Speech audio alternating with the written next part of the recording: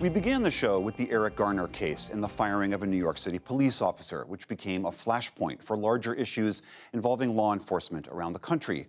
Portland, Oregon has had its own history with racial discrimination and tension with the police. There's a new effort underway to address those tensions. Special correspondent Kat Wise reports on a theater company's attempt to change the city's racial ecology through the arts, so to speak.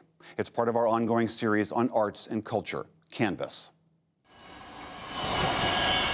On a recent morning, an old fire station turned playhouse was packed with theatergoers.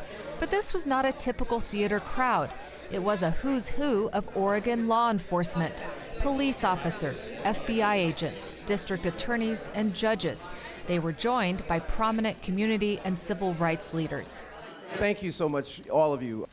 I'm a little overwhelmed just looking out and seeing who's in the room. Kevin Jones and his wife Leslie Moniz are the co-founders of the August Wilson Red Door Project, a Portland-based arts organization. This is Bob, or Robert Day, retired Deputy Chief of the Portland Police Bureau and our partner in crime. We really have believed that there is some opportunity here and some work to be done both on behalf of the black community and on the criminal justice system. Over the last few years, the three have formed an unusual partnership to spark new conversations and ways of thinking about race relations in Portland. Asked me to explain. And they're using the stage to help bridge the divide. When you're talking about issues of race, you can't just say that we all go through the same thing, because we don't. Stopping you because you're black is against the law. Hey, profiling is against the law. Are you saying I'm breaking the law? The performance that day was a collection of first-person monologues from two different plays. One is called Hands Up. It was written by African-American playwrights about their life experiences and being racially profiled by the police. They slammed me to the ground. One of the officers had his foot on the back of my neck.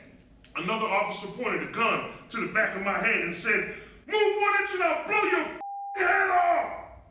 Oh, I went into survival mode. I tried to convince them that I was one of the good ones.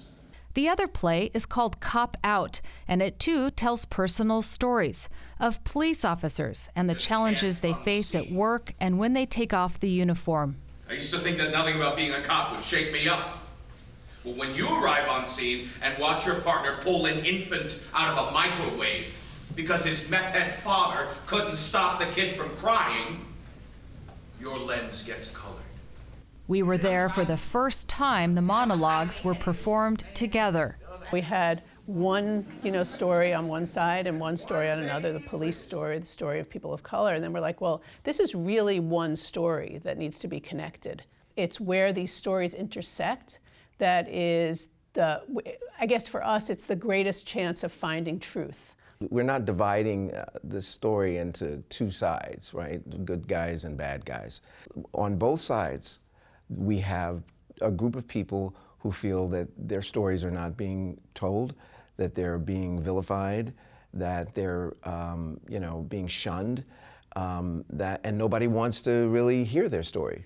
But those stories are being heard, and they are powerful, poignant, and at times painful. Hands Up was originally commissioned in 2014 by the New Black Fest Theater Group in New York, following the police shooting death of Michael Brown in Ferguson, Missouri. I'd like to start with a showing of solidarity. If you would all please raise your arms straight up in the air. During a monologue called How I Feel, the audience is asked to keep both hands raised during the entire performance. Hands up. Don't shoot. Hands up. Don't shoot. More than 12,000 in the region have seen Hands Up in the last few years. But the producers also wanted to tell the stories of police officers. They contacted Deputy Chief Day, then head of the police training division, and asked for his help. His voice quivered, and he said to us, you could do that? Wow, that would be amazing. Playwrights from around the country, many of them black, interviewed officers and wrote monologues about their experiences. They also spent a day going through police training. They showed us what they face day to day. And It changed me. I was blown away by the kinds of instantaneous decisions they need to make, and I felt the vulnerability in what they do. The only reason I carry a gun is for protection, primarily mine. Sometimes yours, sometimes in highly specific circumstances like an active shooter or nope, that's about it. For 66-year-old Jones, some of the monologues hit close to home. He's had more than 100 encounters with law enforcement, ranging from being questioned to arrested. But he says his views of the police have evolved. That was what was in the back of my mind when I said to Bob Day 3 years ago that I want to tell your story. Because in your story, I'm going to find my story. I'm going to find the commonality, and then, you know, we will become closer, and I will see you beyond your whiteness, and you'll see me beyond my blackness, and we will be two human beings. That newly forged human connection has had a big impact. That's changed my life. My relationships are different. My worldview is different. Day, who retired earlier this year, spent nearly 3 decades with the police bureau. We're touching on sort of the third rail conversations of race and policing. And I think there are conversations that are happening in African American families and homes and communities. And I think I know they're happening in police communities because I've heard them, been a part of them, I've seen them. But they're not happening publicly, and they're not happening generally across with each other because of the, you know, sort of high voltage nature of them. So the theater allows us to put it all out there. We can sort of speak what has been left unsaid.